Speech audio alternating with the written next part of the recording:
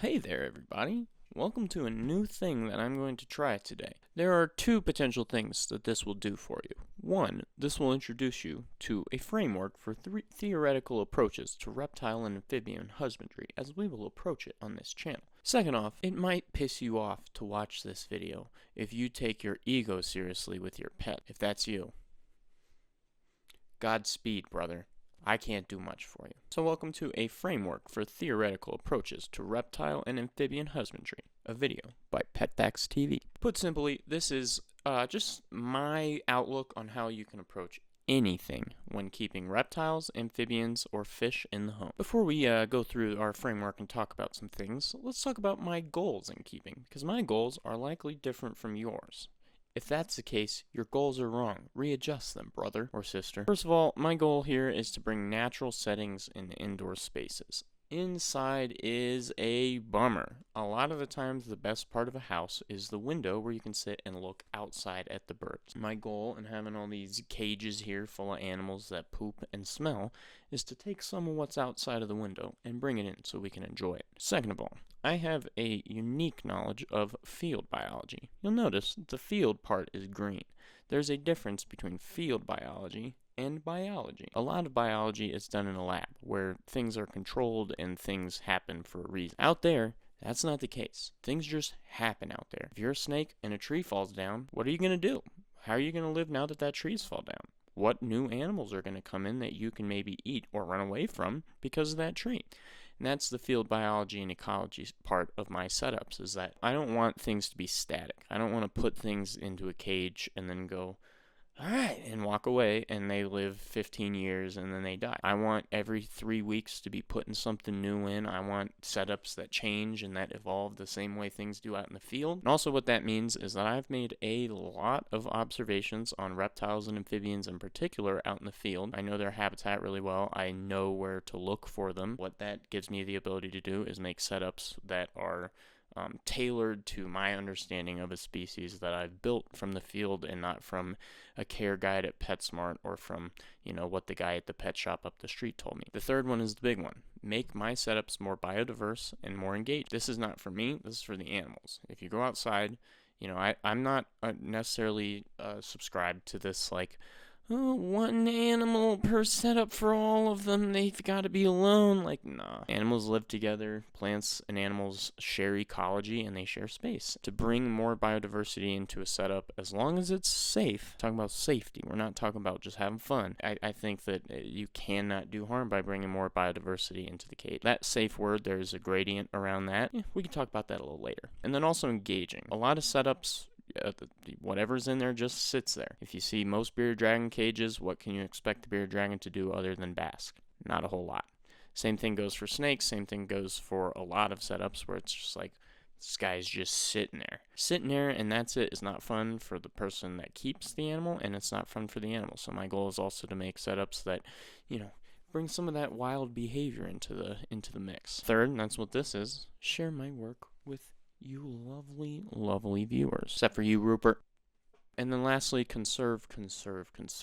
We'll come back to that at the end. So here is just a little flow chart for what we're going to be talking about today. This is my incredibly complex, but not really that complex outlook on keeping animals. The first thing that you have in anything that you're trying to do is an idea or a goal. That's the thing that comes from you. What do you want to do? Then the next thing that you have is tools and applications. Tools are any product that you can buy. And then the application, how you use it. The use by the animal, this is the testing phase. Now, we can't just throw a bunch of things in a cage and go, it looks nice, I like it. We got to watch the animal for a little while and make sure that we're not killing it. Anything that you change inside the cage should make your animal's life better. And so the testing phase is sitting there and going, yeah, the thing that I wanted it to do is being done, and it is good for the animal. A lot of times this is not how it goes, and that's when we come to troubleshooting. If your animal's not happy, your goal cannot be achieved. At the end of the day, if the animal's not happy, you got to start over. And so if that's the case, we go to troubleshooting. Usually, not always, but usually, troubleshooting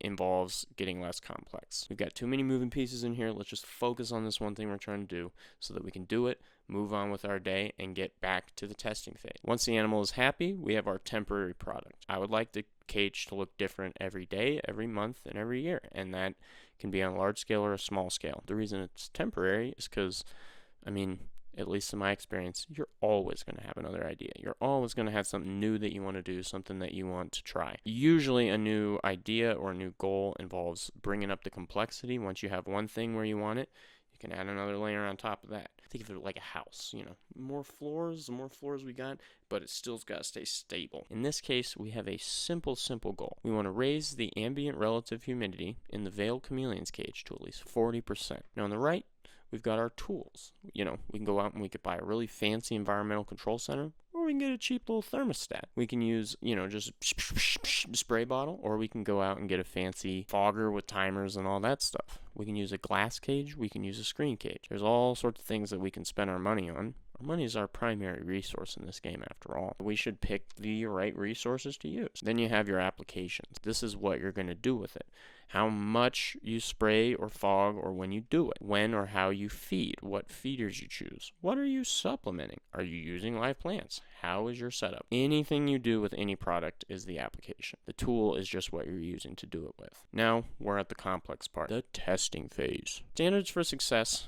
Animal is happy, healthy, and active. If the animal is happy, healthy, and active, we can pretty much rest assured that the thing that we've done has been a success, and we can move on to doing bigger things. When we failed is when the animal is stressed, sick, inactive, or obscured. The obscured thing is not on the success thing because you can succeed without seeing the animal. However, at the end of the day, at least for me, I want to be able to come in here at the end of the day and see the anoles using the piece of wood that I put in there. So if the animal's not out, or if the animal just if it can't be seen, this is kind of a line, a gradient, but at least sometimes if I try a thing and it doesn't work, even if the animal's happy, it's like, I did that so that I could see you. And then here's some examples with our chameleon humidity case that we were talking about. If we came in, we changed, we made the changes to the humidity. Chameleon's hydrated. Chameleon does not appear stressed. His eyes are open. It eats. It roams freely through the cage, and it sheds easily. Chameleon's in pretty good health as far as I can tell. When we fail is, if we walk in and his eyes are sunken in or closed, if he's got a respiratory infection, if his poops are sad, dark colored, if he's showing the flash spots on the side. From what we know about their behavior, this is not good stuff. It's not eating. Any animal, if it just sits in one spot, generally speaking, that's not a good thing. Probably need to retry something.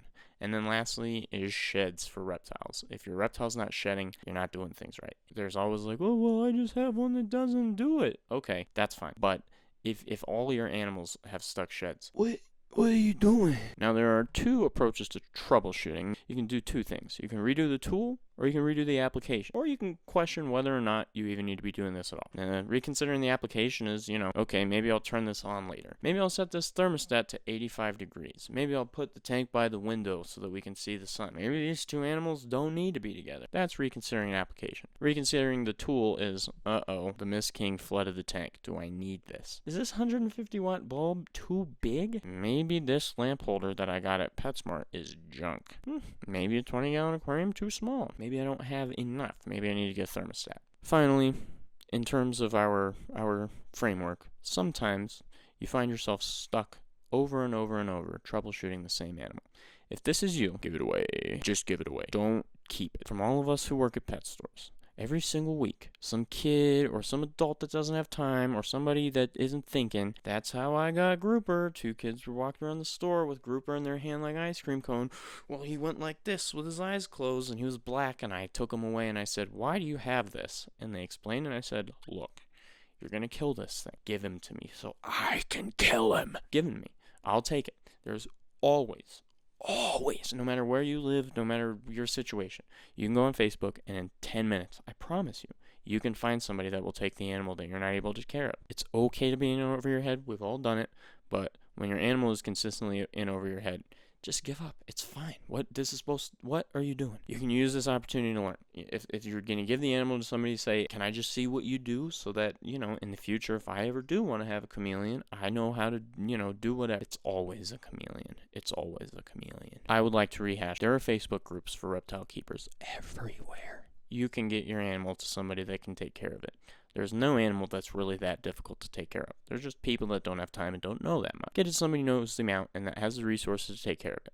Resources are not hard to come by, and neither are people. Do what you need to do. I mentioned this at the beginning. We're going to go over the final goal that I have for making these videos and for keeping animals in general. And that's to conserve, conserve, conserve. The only reason I do this is to share information and resources with you guys, and also on a larger level to be part of the greater thing, be part of the zeitgeist, as they say. And what that means for me is, all of my information and knowledge and understanding and insight and everything comes from the field. I have books, but I don't really read them. I just like looking at the pictures. I go out in the field, I take the insight back, I give it to these animals, and then from there, I give it to you. If I'm going to be making ad revenue off of this, I don't want money. The only thing that money is good for in the world is feeding me, buying guitars, and buying land. That's pretty much it. I don't even pay for these animals. They're just given to me. If we're going to be making a little bit of coin, it's all going to go back to the field. All going to go towards sharing information and resources with other people that like animals and that like habitat and that have the same thing.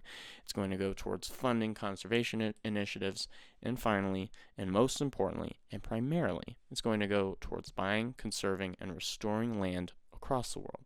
This is a vow. 100% of Pet Facts TV's ad revenue, as soon as I start making it, will be put directly into a fund that is going to go towards reserving a place at the table for herps, plants, and fish across the world. I don't care if you subscribe. Just be proud of this, because we're doing big things.